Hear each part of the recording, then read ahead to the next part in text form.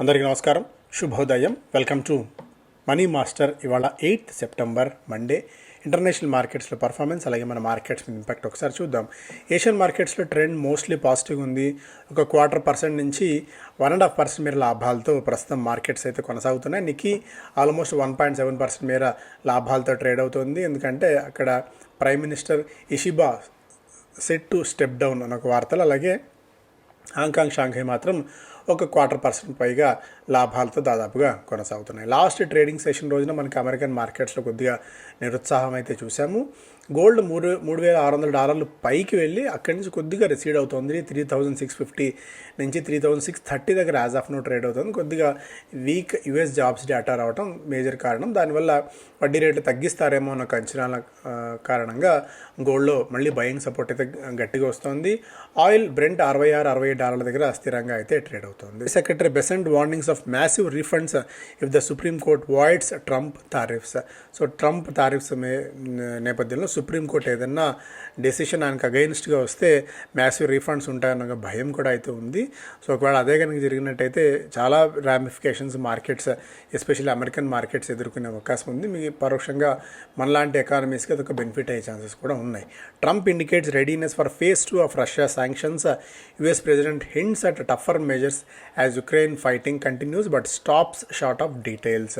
Russia మీద వీలైతే phase 2 sanctions విధించాలని చెప్పి డొనాల్డ్ ట్రంప్ భావిస్తారు. ఎందుకంటే ఇరు దేశాల మధ్య సయోధ్య కుదిరినట్టే కుదిరి మళ్ళీ భీకర పోరుని రెండు దేశాలు కూడా కొనసాగిస్తూనే ఉన్నాయి. ఈ నేపథ్యంలో ఆగ్రహించిన డొనాల్డ్ ట్రంప్ వీలైతే మరొకసారి రష్యా మీద శాంక్షన్స్ విధించాలని చెప్పి విధించే ఆలోచనలు కూడా ఉన్నారు. మొన్న at the same time India, మా మిత్రులైన ఇండియా, రష్యా రెండు చైనా ఆధీనంలోకి వెళ్ళిపోయి, చైనా కబంధ హస్తాల్లోకి వెళ్ళిపోయి వాళ్ళ మాయలో పడ్డాయి అన్నట్టుగా కూడా వ్యాఖ్యలు చేశారు. ఇండియా ఎప్పటికీ తమ మిత్రదేశమే అవుతుంది, మళ్ళీ భవిష్యత్తులో కూడా ఇద్దరు మిత్రులుగానే ఉంటామన్నట్టుగా కూడా ఒక సంకేతాన్ని ఆయన మనకి ఫ్రైడే రోజు ఇవ్వడం మనం చూసాం. అయితే ఇది ఏదైనా కొద్ది గొప్ప మార్కెట్స్కి ఏదైనా పాజిటివ్ అవుతుందా అన్న అంశం కూడా చూడాలి. బట్ ఎందుకంటే ఏవేవి పెద్దగా అంశాలను మార్కెట్స్ పట్టించుకునే పరిస్థితిలో యాజ్ ఆఫ్ నో అయితే లేదు ఇమీడియట్గా. బట్ ఏదైనా సరే నేను జస్ట్ ఒక న్యూస్ లాగానే చూడాల్సిన అవసరం అయితే ఉంటుంది. స్టాక్స్ పరంగా స్పెసిఫిక్గా మనం స్పైస్ జెట్ రెవెన్యూ 30% మేర తగ్గింది. నెట్ లాస్ 234 crores ప్రకటించింది. గత ఏడాది ఇదే క్వార్టర్లో 158 కోట్ల రూపాయల నష్టం ఇప్పుడు మరింతగా కూడా పెరిగింది. నేను మొన్నే మాట్లాడుకున్నాం, SIS company is acquiring SP సెక్యూరిటాస్ అన్న కంపెనీలో 51% వాటాను 73 కోట్ల రూపాయలకు వెళ్ళి కొనుగోలు చేయబోతున్నారు. Sunteck the board of directors has approved preferential allotment of 1.17 crore warrants 425 rupees చొప్పున 500 కోట్ల రూపాయల దాకా సమీకరించేందుకు ప్రయత్నాలు అయితే జరుగుతున్నాయి. యాక్మే సోలార్ ఏకే రెన్యూబుల్ అన్న కంపెనీలో 100% వాటా కొనుగోలు చేసింది 79 కోట్ల రూపాయలకి. CSE the company AIIMS to double it's net profit with in next 5 years. రాబోయే 5 ఏళ్లలో తమ లాభాలని, నెట్ ప్రాఫిట్ని రెట్టింపు చేసుకుంటామని చెప్పి కాన్ఫిడెంట్గా అయితే చెప్తోంది. ఎయిస్ లాజిస్టిక్స్ న్యూ స్టోరేజ్ కెపాసిటీని యాడ్ చేసింది. 61,000 కిలోలీటర్ల సామర్థ్యాన్ని వాళ్ళు పెంచుకున్నారు. దాదాపు 100 కోట్ల రూపాయల కోసం దీనికోసం ఖర్చు చేసినట్టు కంపెనీ వెల్లడించింది. ఆగిల్ ప్రీపెయిడ్ పెర్నాడ్ రికార్డ్ ఇండియాతో ఒప్పందం కుదుర్చుకున్నారు వాళ్ళ రివార్డ్ ప్లాట్ఫామ్ ప్రోగ్రామ్ కోసం. BHEL company has entered 10-year exclusive memorandum of understanding with Horizon Fuel Cell Technologies to jointly develop hydrogen fuel cell based rolling stock ni తయారు చేయడానికి హారిజన్ ఫ్యూయల్ సెల్ టెక్నాలజీస్తో వీళ్ళొక memorandum of understanding కుదుర్చుకుంది BHEL. Britannia expects half of its domestic sales to come from rural markets. రాబోయే 3-4 ఏళ్లలో majority of the sales అంతా కూడా తమకు రూరల్ మార్కెట్స్ నుంచే వస్తాయి అని చెప్పి బ్రిటానియా భావిస్తోంది. కన్ఫర్మ్స్ దట్ GST బెనిఫిట్స్ని సాధ్యమైనంత త్వరగా కస్టమర్స్కి పాస్ ఆన్ చేసేందుకు సిద్ధంగా ఉన్నామని చెప్పి ప్రకటించింది. అలాగే మహీంద్రా అండ్ మహీంద్రా యాడ్ చూస్తే సెప్టెంబర్ 22 నుంచి GST అమల్లోకి వస్తుందని అనుకున్నప్పటికీ యాక్చువల్లీ ఇవాళ నుంచే పూర్తి స్థాయిలో ఆ GST బెనిఫిట్స్ని, GST కట్స్ ఏవైతే ఉంటాయో అవన్నీ కూడా మీరు ఈ రోజు నుంచే పొందవచ్చు. 1,50,000-2 లక్షల రూపాయల దాకా బెనిఫిట్స్ ఉంటాయి. ఇమీడియట్గా మీరు పర్చేస్ చేయండి అని చెప్పి మహీంద్రా అండ్ మహీంద్రా కూడా ఒక పెద్ద ప్రకటన అయితే ఇచ్చింది. అదానీ పవర్ భూటాన్ గవర్నమెంట్తో ఒక ఒప్పందం కుదుర్చుకుంది. 570 మెగావాట్ల హైడ్రో ఎలక్ట్రిక్ ప్రాజెక్ట్ని భూటాన్లో డెవలప్ చేసేందుకు, నిర్మించేందుకు. ఇన్ ఇట్స్ విన్నింగ్ బిడ్స్ 4,000 కోట్ల రూపాయలు ఇమీడియట్గా ఇచ్చేందుకు కూడా సిద్ధంగా ఉన్నామని చెప్పి ప్రకటించింది. జయప్రకాష్ అసోసియేట్స్ కొనుగోలు చేసే క్రమంలో భాగంగా. అరబిందో ఫార్మాలో వాళ్ళ ప్లాంట్లో బాచుపల్లి ప్లాంట్లో యుఎస్ఎఫ్డిఏ కంక్లూడ్ చేసింది వాళ్ళ ఇన్స్పెక్షన్ని. 8 అబ్జర్వేషన్స్ వాళ్ళు ఇవ్వడం కూడా ఇక్కడ మనం చూస్తున్నాం. ఎకనామిక్ టైమ్ ఫస్ట్ పేజ్లో India plans to put large infra projects in fast lane. So సాధ్యమైన త్వరగా పెద్ద పెద్ద ఇన్ఫ్రా ప్రాజెక్ట్స్ అన్నిటినీ కూడా ముగించాలి. వివిధ మినిస్ట్రీస్ నుంచి ప్రభుత్వం ఒక ఇది కూడా అడిగింది. వాళ్ళ మినిస్ట్రీస్లో ఏవే ఉన్నాయో పెద్ద ప్రాజెక్ట్స్, ఇన్ఫ్రా ప్రాజెక్ట్స్ని దాన్ని పూర్తి స్థాయిలో ఫాస్ట్ లైన్లో పెట్టి ముగించాలి అన్న ఉద్దేశంతో ఇక్కడ FMCG watches it's waist line తగ్గించిన తరుణంలో గతంలో అయితే ప్యాకింగ్ చేసి ఉంటారో ఆ ప్యాకింగ్ లేబులింగ్ ఎలా మార్చాలి, ఆ సరుకునంతా ఏ ధరల్లో విక్రయించాలి, ఇవన్నీ ఒక భయం ఎఫ్ఎంసీజీ కంపెనీస్లో ఉంది. ప్రస్తుతానికి అయితే స్టిక్కరింగ్ చేస్తారా, ఏం చేస్తారా అనేది ఫీజిబుల్ ఆప్షన్స్ కాదు. కాబట్టి మేబీ ప్యాకేజింగ్ ఇండస్ట్రీకి ఇమీడియట్గా ఒక మేజర్ బెనిఫిట్ ఉండే ఛాన్సెస్ కూడా ఉన్నాయి. ఎందుకంటే ఆ ప్యాకేజింగ్ అంతా మొత్తంగా మార్చాలి ఎఫ్ఎంసీజీ కంపెనీస్ అన్ని కూడా. కొత్త జిఎస్టీ ధరలు మారిన తరుణంలో ఎఫ్ఎంసీజీ కంపెనీస్కి బెనిఫిట్ ఉంటుంది. At the same time packing companies కూడా ఈ జిఎస్టీ మార్పు చేర్పుల నేపథ్యంలో ఎఫ్ఎంసీజీ నుంచి విపరీతమైన ఆర్డర్ ఫ్లో కూడా వాళ్ళకు ఉండే ఛాన్సెస్ ఉంది. దాన్ని కూడా కొద్దిగా మనం గమనంలో పెట్టుకోవాల్సిన అవసరం అయితే కనిపిస్తుంది ఈ పాయింట్ ఆఫ్ టైంలో. Banks, fintechs push FD tied credit cards to secure more users. So ఇవి ఫస్ట్ పేజ్లో.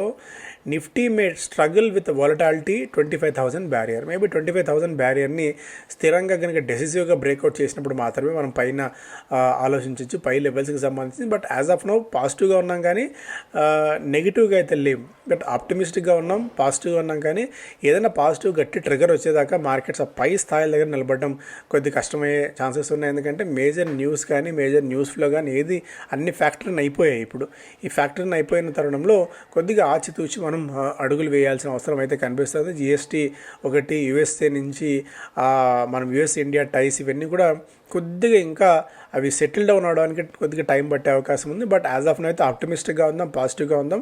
భారీ ఎత్తున మనీ కమిట్ చేసే ముందు కొన్ని స్పెసిఫిక్ రంగాల్లో కొద్దిగా ఆలోచన నిర్ణయం తీసుకోవడం మంచిది. A decisive breakout about 25,000 could trigger fresh momentum taking the index towards 25,250 to 25,400. ఆ లెవెల్ పైన డెసిసివ్గా బ్రేక్అవుట్ అయినప్పుడు మాత్రమే మనం 25,250, 25,400 గురించి ఆలోచించే ఛాన్సెస్ ఉన్నాయి. అలా కాకుండా డౌన్ సైడ్ 24,280, 24,400 గురించి మనం ఆలోచించే ఛాన్సెస్ అయితే ఉండవచ్చు అన్నది కూడా ఒక అంశం. రెలిగేర్ లెక్కల ప్రకారం, రెలిగేర్ విశ్లేషణ ప్రకారం కోల్ ఇండియా, డిక్సన్, హ్యావెల్స్, హిందాల్కో, నాల్కో, ఎన్ఎండిసి, టాటా స్టీల్ ఇవన్నీ కూడా బుల్లిష్ బెట్స్గా ఉంటే బంధన్ బ్యాంక్, బేరిష్ బెట్స్లో బంధన్ బ్యాంక్, దివీస్ ల్యాబ్స్, గోద్రేజ్ ప్రాపర్టీస్, హెచ్సిఎల్ టెక్, ఇండియన్ ఎనర్జీ ఎక్స్చేంజ్, ఇన్ఫోసిస్, పెర్సిస్టెంట్ సిస్టమ్స్ లాంటివి కూడా బేరిష్గా ఉన్నాయన్నది రెలిగేర్ చెప్తున్నమాట. ఇక మిగిలిన బ్రోకింగ్ కంపెనీస్ ఏమేమి ఆలోచనలు ఉన్నాయో, ఎలాంటి అంచనాలు ఉన్నాయో ఒకసారి మీరు పాస్ చేసుకుని కూడా చదువుకునే ఛాన్సెస్ ఉన్నాయి. సెంట్రమ్ ఒకటి ప్లస్ మోతిలాల్ ఓస్వాల్ అంచనాలు. ఇంకా మేజర్ అంశం ఏంటి అంటే ఈ పాయింట్ ఆఫ్ టైంలో ఐపీఓస్, పెద్ద ఐపీఓస్ భారీ ఎత్తున మార్కెట్స్ని కమ్మయిపోతున్నాయి. టాటా క్యాపిటల్, మేబీ హుందాయ్ కూడా ఈ నెలాఖరు నాటికల్లా హుందాయ్ కూడా ఐపీఓకి రావాలని చెప్పి టాటా క్యాపిటల్ దాదాపు 17,000 కోట్ల రూపాయల IPO, ICICI Pru asset management company 10,000 కోట్ల రూపాయలు, ఇలా ఈ కంపెనీస్ అన్నీ కూడా ఐపీఓ కోసం సిద్ధమవుతున్నాయి. ఇవన్నీ కూడా మార్కెట్స్ని పూర్తి స్థాయిలో కమ్మయిపోతున్నాయి ఈ పాయింట్ ఆఫ్ టైంలో కనుక. అండ్ ఎల్జీ 15,000 కోట్ల రూపాయలు. ఇవన్నీ కూడా ఎందుకు అంటే ఒకవేళ ఫ్రెష్ మొమెంటం కనుక భారీగా లేకపోతే రీటైల్ ఇన్వెస్టర్ పార్టిసిపేషన్ తగ్గితే, ఎందుకంటే మొన్న డిమాట్ అకౌంట్స్ నెంబర్ చూసినా కూడా కొద్దిగా డిమాట్ అకౌంట్స్ తగ్గాయి, ఫ్రెష్ అడిషన్స్ అనేవి. రీటైల్ పార్టిసిపేషన్ కనుక లేకపోయినట్టయితే సెకండరీ మార్కెట్లో నుంచి మనీ డైవర్ట్ అయ్యి మళ్ళీ ప్రైమరీ మార్కెట్లోకి రావాలి, కొత్త మనీ కనుక రాకపోయినట్టయితే. సో అందువల్ల ఇంత పెద్ద ఐపీఓస్ని, ఇంత వీటిని మార్కెట్ ఏ మేరకు తట్టుకుని నిలబడుతుంది ఈ సీజన్లో అన్నది కూడా ఐపీఓస్ పాయింట్ ఆఫ్ వ్యూలో చూడాలి. ఎంతవరకు సక్సెస్ అవుతా, ఏ ధీమాతో ఈ కంపెనీస్ వస్తున్నాయని చెప్పి. అయితే మంచి క్వాలిటీ, మంచి కంపెనీస్ వస్తే ఆటోమేటిక్గా ఎప్పుడైనా మన వాళ్ళు ఆదరిస్తారు. బట్ ఇంతటి డబ్బులు ఎక్కడి నుంచి గార్నర్ అవుతాయన్నది కూడా ఇక్కడ మనం చూడాల్సిన అంశం అయితే ఉంది. అదొక ప్రధానమైన అంశంగా ఇక్కడ మనం చూడాలి. Tata capital holds it gauge as markets blink A spring loaded Nifty, A coiled spring. Already మనం మాట్లాడుకున్నాం ఇదంతా కూడా. ఇక్కడ గ్రే మార్కెట్లో కొత్తగా ఈ వారంలో వస్తున్న 3 ఐపీఓస్కి సంబంధించి అర్బన్ కంపెనీ, దాదాపుగా 1900 కోట్ల రూపాయల వరకు ఈ ఇష్యూ ద్వారా సమీకరించాలని చెప్పి చూస్తుంది. దాదాపు 15,000 కోట్ల రూపాయల వాల్యుయేషన్స్తో ఉన్నది. దీనికి మనకి flexible work space player Dev accelerators దీనికి 15% దాకా గ్రే మార్కెట్లో ప్రీమియం అయితే ఉంది. హౌస్ ఆఫ్ మంగళసూత్ర దీనికి ఒక 12% దాకా ప్రీమియం అయితే ఉంది. 12 నుంచి 20% మేర ప్రీమియమ్స్ వర్కౌట్ అవుతున్నాయి కొత్తగా ఈ వారంలో మార్కెట్స్లోకి వస్తున్న ఐపీఓస్కి సంబంధించి.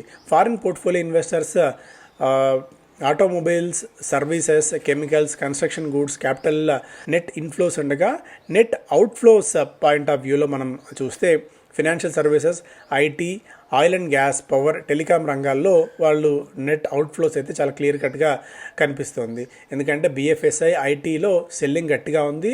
ఆటో రంగాల్లో కొద్దిగా మనకు నెట్ ఇన్ఫ్లోస్ అయితే బాగా పెరగటం చూస్తున్నాం. అప్డేట్ అలాగే బిజినెస్ స్టాండర్డ్లో GST revamp to set off demand investments job cycle, central lays out 5 to 7 year road map for 7nm chips. Balaji Wafers ఒక 10% మేర వాటా విక్రయించాలని చెప్పి చూస్తుంది. దాదాపు 40,000 కోట్ల రూపాయల వాల్యుయేషన్స్తో. SEBI board likely to relax rules for MFs, large IPOs, FPS in Friday meet. So ఇవి ప్రధానమైన